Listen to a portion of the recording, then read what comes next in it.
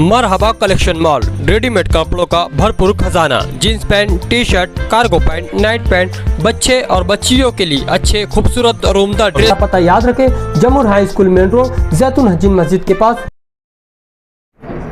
अजीत दादा पवार साहब महाराष्ट्र के उप मुख्यमंत्री आज मेरे घर आए थे। मेरे पिताजी, मेरे वालिद शेख रशीद साहब का इंतकाल हुआ, निधन हुआ था। और आपको याद होगा कि अजीत दादा पवार साहब जब विरोधी पक्ष नेता थे और शेख रशीद साहब का 40 साल सियासी कैरियर का, राजनीति जीवन का जब हमने जश्न मनाया, सत्कार समारंभ हमने किया था बड़े कार्यक्रम में, अजीत दादा पवार साहब आए थे।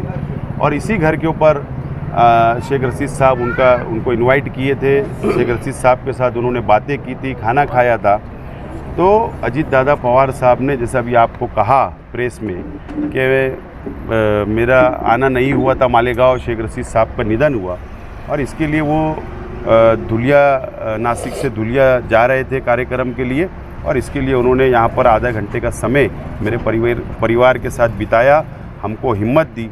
और उन्होंने शेख रशीद साहब के साथ का जो कामकाज का जो उनका शेख रशीद साहब का अनुभव रहा, उनका साथ में काम किया, उन्होंने हमको घर के अंदर, फैमिली के अंदर बैठ के सब बताया है और हमको हिम्मत देने का काम किया। निवेदन जो लोगों ने दिए उनमें से ऐसा था कि मैं माजी आमदार हूँ शहर का और एक बड़ा कार्यकर्ताओं का राजनीति हमारा जीवन है, मेरा परिवार का बहुत बड़ा कैरियर है।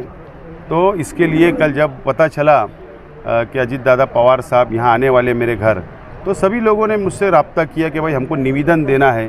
तो अलग अलग समस्याएं लोगों की थी। तो जब अगर वो कोई शख्स हमारे पास आ रहा है तो हमारे शहर को क्या लाभ होना चाहिए, क्या फ़ायदा होना चाहिए, इसके लिए उन लोगों को मैंने यहाँ बोला था आप आ जाइए, निवेदन दे दीजिए। इसके लिए आज सब लोगों ने इसीलिए सब लोगों ने यहाँ पर निवेदन दिया है और उन्होंने आश्वासन दिलाया है कि मैं मुंबई जाने के बाद इसके ऊपर अमलबजानी करूँगा। आपने अभी शरद पवार गढ़ छोड़ा है, अभी छोड़ा है आपने, और दादा का आपके घर पे आना, आपसे बातचीत करना, क्या इसे ये समझा जाए कि अजीत पवार के बारे में आप सोच रहे अजीत, या उन्होंने आपको दावत दी कि आप पार्टी में जाने की सोच रहे हैं?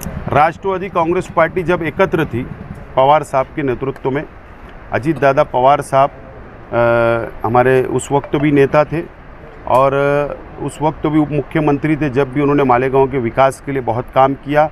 और अभी अजीत दादा पवार साहब और शरद पवार साहब जब अलग हो गए तो मैं शरद पवार साहब के साथ मैंने जाने का फैसला किया था। और लोकसभा की निवडणूक हो गई, अब विधानसभा की निवडणूक सामने है और इसके लिए मैंने, आप लोगों को पता है कि मैंने स्पष्ट ऐलान किया हूँ प्रेस में कि मैं अपक्ष उम्मीदवार बोलकर इलेक्शन लड़ने वाला हूँ। मुझे राष्ट्रवादी कांग्रेस पार्टी में जाने का ऐसा कोई विचार नहीं है। अभी कुछ हमारे बातचीत हुई, अजीत दादा कुछ बोले इसके लिए? आपने वो घोषित किया था मैं अपक्ष उम्मीदवारी करूंगा ऐसा, तो अजीत दादा से अपनी नहीं, ये जो भेंट थी हमारे परिवार को, शेख रशीद साहब का निधन हुआ, इसके लिए वो आज दार पे बैठने के लिए पुरसा देने आए थे।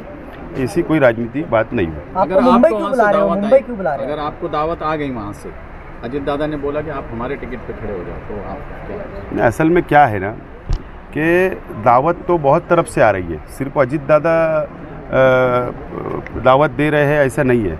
हर जो राजकीय पक्ष है महाराष्ट्र में और उनको लगता है कि कैंडिडेट चुन कर आएगा, कंपटीशन में है, तो ऐसे लोग तो मेरे पास आएंगे। तो कांग्रेस भी दावत दे रही है, राष्ट्रवादी भी दे रही है और अदर पक्ष भी दे रहे हैं, लेकिन हमने निर्णय लिया है अपक्ष लड़ने का। तो अभी ऐसा कोई विचार नहीं है। जो जश्न मना लिया गया मालेगांव शहर के अंदर अल्लामा इकबाल पुल के ऊपर कि बिजली बिल के अंदर सब्सिडी मिलेगी, मिल गई, ऐलान हो गया।